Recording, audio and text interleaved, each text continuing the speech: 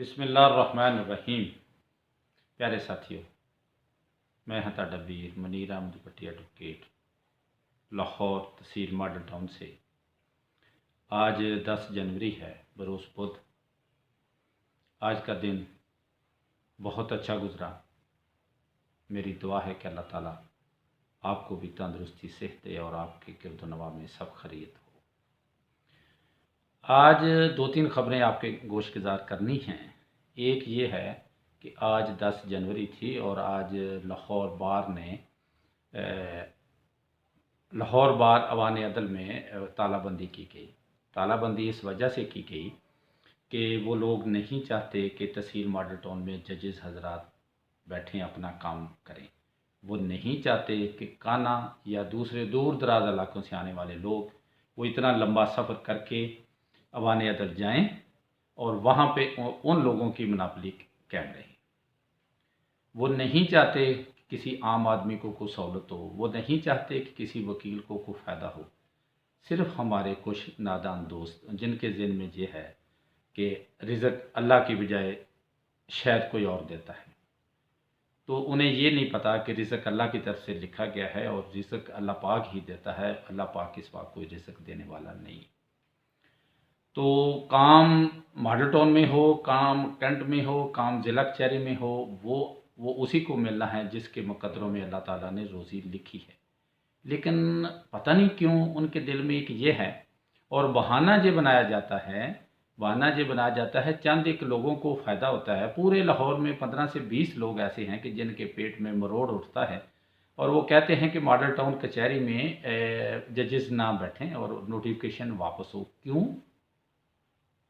इस सवाल का जवाब देने के लिए गुज़श्ता दिनों मॉडल टाउन बार में जजेस को जब वेलकम किया गया तो कैंट की बॉडी, कैंट में जो हमारे नायब सदर साहब हैं राना साहब, और वो भी तशरीफ़ लाए और कई दूसरे लोग भी तशरीफ़ लाए और उन्होंने यादा किया कि हम मॉडल टाउन के साथ हैं। हमें एक अवान अदल की बजाय मॉडल टाउन में आसानी है और हम यहाँ पे इंशाल्लाह आने के लिए तैयार हैं और आपके साथ कंधे से कंधा मिला के चलने के लिए तैयार हैं। इससे साबित हुआ कि चंद नादान दोस्त ये समझते हैं कि लाहौर बार की जो स्ट्रेंथ है उसमें कमी आएगी। देखिए, मॉडल टाउन कचहरी जो है या मॉडल टाउन तहसील है, जो लाहौर बार से अलहदा नहीं है और तहसील मॉडल टाउन के तमाम वकला लाहौर बार के साथ हैं। लाहौर बार हमारी स्ट्रेंथ है और हमारी मदर बार है। तो सारे वकला ये चाहते हैं कि उनको ने कि कोई आसानियाँ पैदा हो। अब देखिए कि लाहौर से मॉडल टाउन कचहरी से या काने से, मैं मॉडल टाउन कचहरी का अर्ज़ करता हूँ कि मॉडल टाउन कचहरी से लेके जब अवान अदल तक जाना है तो 1000 रुपये का पेट्रोल लगना है।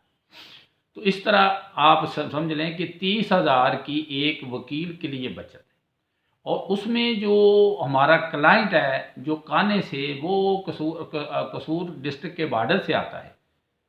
जैसे बाबा बुल्ले शाह का गांव हुआ और दूसरे गांव हैं, लाहौर बहुत दूर है, काना बहुत दूर है, तो वहाँ से लोग आते हैं। तो इससे ये होगा कि वहाँ से आने वाले क्लाइंट को मॉडल टाउन कचहरी में अपनी पेशी भुगतनी पड़ेगी और पेशी भुगतने के बाद वो वापस चला जाएगा, जैसे आज देखा गया। आज जब मैं अवान अदल में पहुंचा तो वहाँ पे स्ट्राइक थी और ताले लगे हुए थे और जो क्लाइंट थे उनका गमो गुस्सा देखने वाला था। वो वकीलों को बुरा भला कह रहे थे कि हमने फ़ीसें दी हैं और फ़ीसें देने के बावजूद वकला ने हमारा ये हाल कर दिया। अगर आपका कोई इंटरनल मामला है तो इससे हमारा क्या ताल्लुक? बात तो उनकी ठीक सी। बहुत सारे टीवी चैनल्स वहाँ पे इंटरव्यू किया लोगों का कर रहे थे और इंटरव्यू किया उन्होंने, और वो तसरात लिखे, तसरात उन्होंने कलम बंद किए या उन्होंने वो जनाबली वो रिकॉर्ड किए जो मीडिया के थ्रू आप तक पहुँचेंगे। वैसे तो टेलीविज़न जो चैनल हैं वो चलाते नहीं हैं। बात तो उनकी सच थी। देखें, क्लाइंट है तो वकला हैं, क्लाइंट है तो जजेस हैं, क्लाइंट है तो अवाम साथ है। और वकील को, अच्छा वकील जो है ना, वो ये होना चाहिए कि वो अपने क्लाइंट की कदर करे। वकील जब अपने क्लाइंट की कदर करेगा तो ऑटोमेटिकली क्लाइंट भी वकील की कदर करेगा। हमारे उस्ताद मोहतरम ये कहते थे कि क्लाइंट के जाने से पहले अदालत में जब वकील खड़ा होगा तो वो क्लाइंट बड़ा खुश होगा। करना तो जो अदालत ने करना है, जो कुछ भी करना है, या अल्लाह ताला की ज़ात ने अदालत के मन में ये बात डालनी है तो जज ने ये फैसला करना है ना। लेकिन क्लाइंट अपने वकील पे बहुत खुश होगा। तो इस तरह ये जो हड़ताल की गई उसमें चारों तरफ से दरवाजे बंद थे। एलडीए बिल्डिंग के दरवाजे बंद थे, अवान अदल का दरवाज़ा बंद था और मस्जिद ब्लॉक बंद था, और मस्जिद ब्लॉक वाला एक दरवाज़ा खुला हुआ था जिससे वकला बाहर और अंदर जा रहे थे।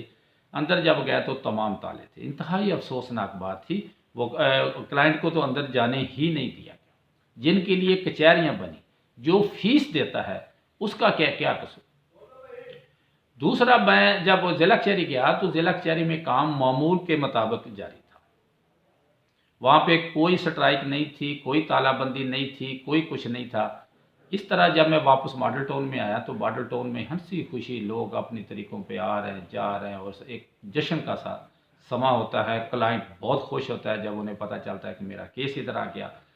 तो ये थी आज की सूरत हाल, जिसमें हड़ताल कुछ नादान दोस्तों ने की और जो वो बुरी तरह नाकाम हुई। और इसमें दूसरी बात मैंने ये अर्ज़ करनी थी कि आज सुप्रीम कोर्ट ऑफ पाकिस्तान के जनाब जस्टिस मज़हर अली अकबर साहब ने अपने ओहदे से इस्तीफ़ा दे दिया। क्यों इस्तीफ़ा दे दिया?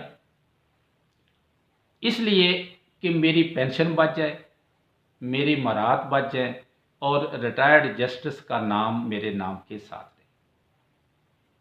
देख लें, उन्होंने अपनी इज्जत गंवा दी और रिश्वत लेने का उन पे इल्ज़ाम था। उन्होंने अपनी रिश्वत जो ना वो ले ली, इज्जत गंवा दी और सुप्रीम कोर्ट ऑफ पाकिस्तान से इस्तीफ़ा देना पड़ा।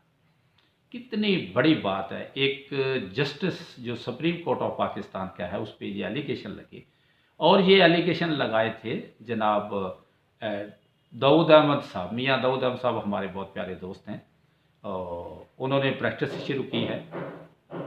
बहुत एक्सपीरियंस रखते हैं, बहुत अच्छे हैं, बहुत तजर्बाकार हैं, और उन्होंने ये एक तारीख़ी फ़ैसला किया है कि ये हमने केस लड़ना है। और जुडिशल कौंसिल में, सुप्रीम जुडिशल कौंसिल में जब दरख्वास्त दी तो मियाँ दाऊद साहब ने बहुत बहादुरी और बहुत ही दिलेरी के साथ केस लड़ा, और जिनके सामने जनाब जस्टिस साहब मुंह उठा के बात ना कर सके। कैसे करते? मियाँ दाऊद साहब ने वहाँ पे ये कहा कि जी जस्टिस साहब, आप ये बता दें कि आपने जब से सर्विस शुरू की है। मैं अर्ज़ करता चलूँ कि जनाब जस्टिस मज़हर अली अकबर साहब एक सिविल जज भर्ती हुए थे और सुप्रीम कोर्ट ऑफ पाकिस्तान में चले गए, और अल्लाह जाने इन्होंने क्या क्या गुल खिलाए, क्या क्या गुल खिलाए। और रिश्वत के बदले इनका ताल्लुक जो ना वो परवेज़ अलाई साहब से भी मिला, वो भी रिकॉर्ड है। इनका ताल्लुक एक supreme court Pakistan bar council के एक साहब हैं, उनसे भी मिला। और इनके बेटे गिव एंड टेक करते थे हाई कोर्ट में बैठ के। ये था जनाब जस्टिस मज़हर अली अकबर साहब का। और कुछ पार्टियां ये कहती थी कि जस्टिस मज़हर अली अकबर साहब के पास केस लगवाना। क्यों लगवाना? कि वहाँ पे रसाई इतने आसान तरीके से हो जाती है। जनाब जस्टिस साहब ने इतनी प्रॉपर्टी बनाई, करोड़ों की प्रॉपर्टी लाखों में ले ली। जब मियाँ दाऊद साहब ने तमाम बातें खोल के रखी तो पहले दिन जो है ना, कुछ जजेज साहबान उनके ख़िलाफ़ थे, इस बात के ख़िलाफ़ थे कि जस्टिस साहब के ख़िलाफ़ ये गवाही आई है। लेकिन बाद में जनाब जस्टिस एजाज़ अहमद साहब, उन्होंने भी हाथ खड़े कर लिए। जब उन्होंने पूरे हक़ाइक़ देखे, सुप्रीम जुडिशल कौंसिल में वकला ने पेश किए, तो वो भी हाथ खड़े कर गए। तो जनाब जस्टिस साहब के जस्टिस कह सकता हूँ, जनाब जस्टिस मज़हर अली नकवी साहब, उन्होंने बड़ी लॉबिंग शुरू की जनाब chief justice supreme court of Pakistan के ख़िलाफ़, और जनाब जस्टिस जो तारिक साहब हैं उनके ख़िलाफ़, और बड़ा ही लॉबिंग की, लेकिन नाकाम रही। तो आखिरकार उन्हें अपने ओहदे से इस्तीफ़ा देना पड़ा। मैं समझता हूँ कि इंतहाई तज़हीक अमेज़ ये बात है, किसी जज को इस तरह निकाला जाए। और मैं समझता हूँ कि करप्शन के इल्ज़ाम में वो जजेज जो लोगों की ज़िंदगियों का फ़ैसला करते हैं, वो करप्शन करते हैं, तो क्यों ना उनके ख़िलाफ़ कार्रवाई की जाए। जैसे पहले एक हुआ था शेखुपुरा में, एक जज से मज़र सिंधु साहब, जस्टिस साहब थे, हाई कोर्ट में थे, तो वो के क्रिमिनल के बहुत अच्छे वकील है, वो जज बन गए और उन्होंने भी करप्शन का बाजार गर्म कर दिया और बहुत सारी प्रॉपर्टी बनाई। इसी तरह जनाब मुज़ाहर अली अकबर साहब ने भी बनाई, इनके बेटे भी वकील हैं। और ये आज जस्टिस साहब के साथ ये जो कुछ हुआ, मैं समझता हूँ कि इससे बेहतर है कि बंदा जज ना बने। जज बन के जब आपने गंद करना है, जज बन के जब आपने जानबदारी करनी है, जज बन के जब आपने लॉबिंग करनी है, जज बन के आपने जब पॉलिटिकल पार्टियों को सपोर्ट करना है, तो फिर मैं ये समझता हूँ कि फिर उन्हें जज की सीट पे नहीं होना चाहिए। उन्हें आज़ाद होकर इलेक्शन लड़ना चाहिए, इलेक्शन लड़ें, ताकि अदालत के, मैं ये समझता हूँ कि मुज़ाहर अली अकबर साहब को इस कूचे से जलील करके निकाला गया। और क्या मैं आप लोगों के सामने एक सवाल रखना चाहता हूँ जाते जाते, आप ये बताइए कि क्या इस किस्म के इल्ज़ाम करप्शन पे, इतनी बड़ी प्रॉपर्टी कि जज साहब ने पूरी सर्विस इतनी कमाई नहीं की, आप पूरी तनख्वाह का मुआवजा कर लें, आप पूरी तनख्वाह काउंट कर लें और उनमें 1 रुपया भी ज़ाया ना करें, और वो एक प्रॉपर्टी नहीं ले सकते जो जस्टिस मुज़ाहर अली अकबर साहब ने BCO बनाई। और इस किस्म का इल्ज़ाम जब हो, क्या ये काफ़ी है कि जज इस्तीफ़ा दे के घर चला जाए? क्यों चला जाए? क्यों ना उसके खिलाफ इंक्वायरी हो? क्यों ना उसके खिलाफ हो? एक फौजी है, जब उसका कोर्ट मार्शल करते हैं तो उसके से तमाम मरात वापस ले ली जाती है, रैंक वापस ले लिया जाता है, और वो साथ लिखने का मजाज नहीं होता कि कर्नल साहब या मेजर साहब, नहीं लिखने का मजाज होता। इस तरह मैं ये समझता हूँ, आपके सामने ये सवाल रखता हूँ कि क्या करप्शन में निकाले गए जज साहब को तमाम मराद देनी चाहिए?